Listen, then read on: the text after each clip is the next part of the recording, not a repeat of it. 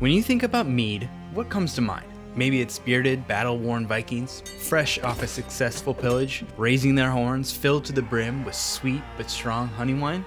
That's exactly what I pictured too. And when I recently took a trip to Scandinavia, I had hopes of drinking some of the best mead the world has to offer. I mean, places like Norway, Sweden, Denmark, they have to just be brimming with great craft meaderies, right?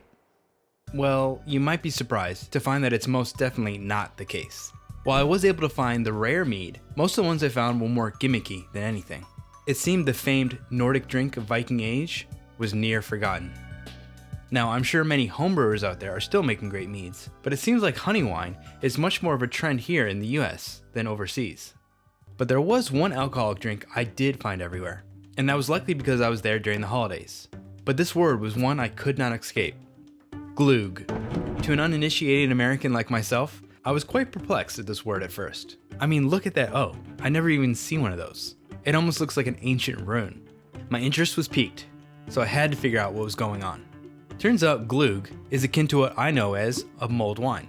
It's a hot, red, or even sometimes white wine that has spice flavors, and in a more unique twist, the addition of raisins and slivered almonds. Those are two things I've never actually had in a mulled wine, but it added an almost meal-like quality to the drink, and something to chew on once you get towards the bottom of the glass. I'm not sure if it was because of the season, but this drink became an almost nightly requirement to warm my bones while the winter winds blew in from the North Sea.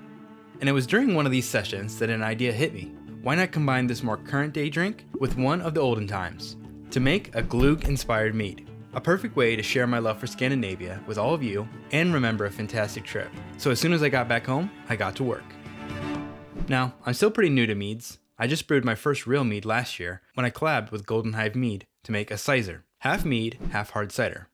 But from that experience, I learned a lot, and Charlie gave me tons of jumping off points for the next time. And in sort of a similar vein, this mead is also a bit of a mixed fermentation. Since glögg uses wine as its base, I thought using grape juice would be great for a base of this recipe.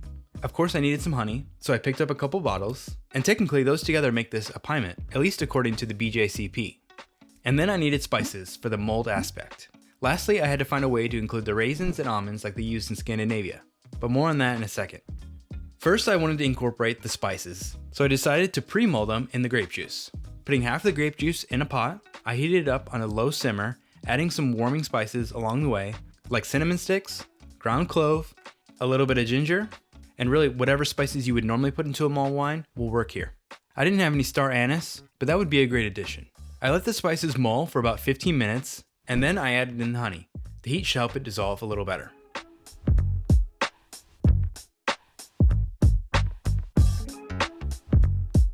While that cools to room temp, let's talk about the raisins and almonds. Raisins make complete sense to me. People have been adding raisins to home brews for decades as a potential nutrient source, which is now generally considered to be debunked. But it can add some tannins and a depth of flavor to the drink. But almonds? I had no idea how to use them. So I decided to add them just as is, right into the fermenter. Most likely they won't add a ton of flavor, but should add some tannins and maybe even a bit of woody or nuttiness. We'll just have to wait and see. Once the grape juice was cool enough to not melt the plastic of my fermenter, I added it in, and then added the additional grape juice that I stuck in the fridge to help bring this down closer to room temp. I topped up the fermenter to a little bit above 1 gallon with filtered water. I added the wine yeast, D47, that I rehydrated with GoFirm, but you can totally just sprinkle in the dry yeast. And then I let this baby ferment.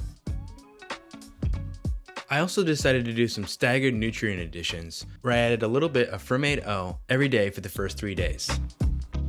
After a day or so, it was off and running. I let it ferment out completely, which took about 2 weeks. At that point, I took a taste. It was a bit tart and really wasn't tasting like the glögg I remembered. I figured some sweetness might bring back some life to it. So I transferred it into a new fermenter to get it off the yeast and started the backsweetening process by first stabilizing and then adding more honey once I was sure the wine was stabilized. If you're not familiar with the process, I've shown it many times before, but if you're looking for more detail, check out the sizer video, which I'll link here. As far as the sweetness level, I decided to start with a small amount of 50 grams honey and then taste. Pro tip is to add a little bit of hot water and whisk it together before adding to the fermenter, otherwise it won't blend very easily. Then adding more until I hit the right sweetness level, which for me was about 120 grams total. I love keeping a little sample of each so I can compare side by side to see how the flavors transform once more sweetness is added. I then let that sit for another couple weeks just to age and settle out. A couple days before bottling, I threw the fermenter in the fridge to cold crash any remaining yeast in suspension. When the fermenter is cooled, the yeast will drop to the bottom and you're left with a clear finished product. I then bottled them up, and all that was left to do was decide if I should drink it cool or heat it up.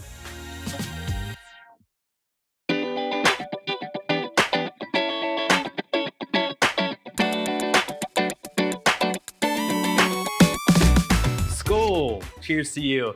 Here we have the cold version, and I quickly nuked up a little bit to have a hot version. I'm kind of curious to see how they compare. And I picked up this mead horn while I was in Scandinavia, so I figured that would be perfect for this tasting. And I have been taking a few samples of this already, so I already know a few things that I want to change for next time around.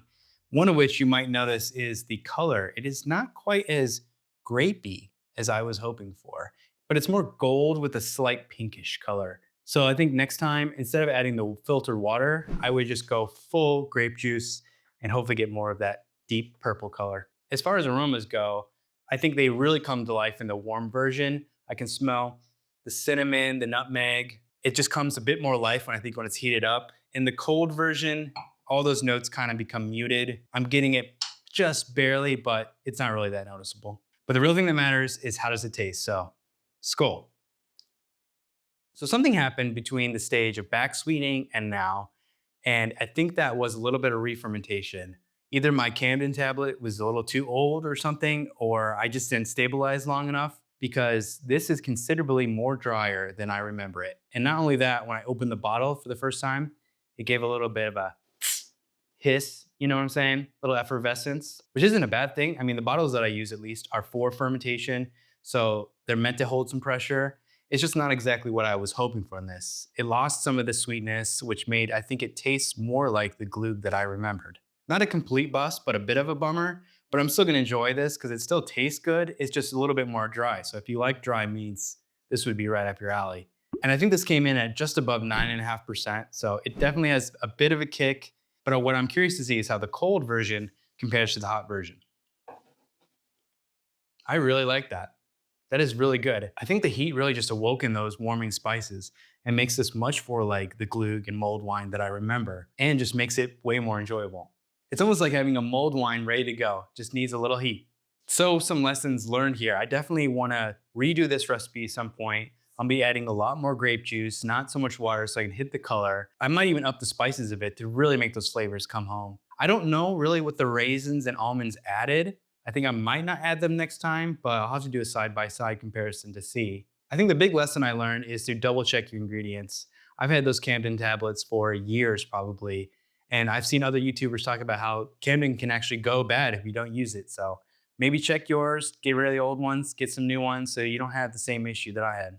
But such is the way of homebrewing, right? We learn from our mistakes and we go on to make better things next time. And like I mentioned, I'm just getting started with meads. I got a lot to learn. Maybe there's something else that I didn't do right that I should do next time.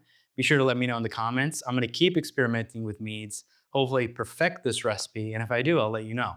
And one more thing, when I bought this horn, I had no idea there was no way for it to stand up on its own. For a while, I just had to walk around and hold my horn.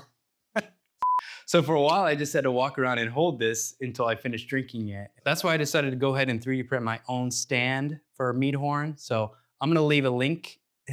I'm gonna leave a link for this in the description if you want to 3D print your own, in case you ever have a mead horn and you need a place to store it. Until next time, skål, thanks for watching. And if you're looking for more mead, wine inspired videos, I got a whole playlist right here. Cheers and happy brewing.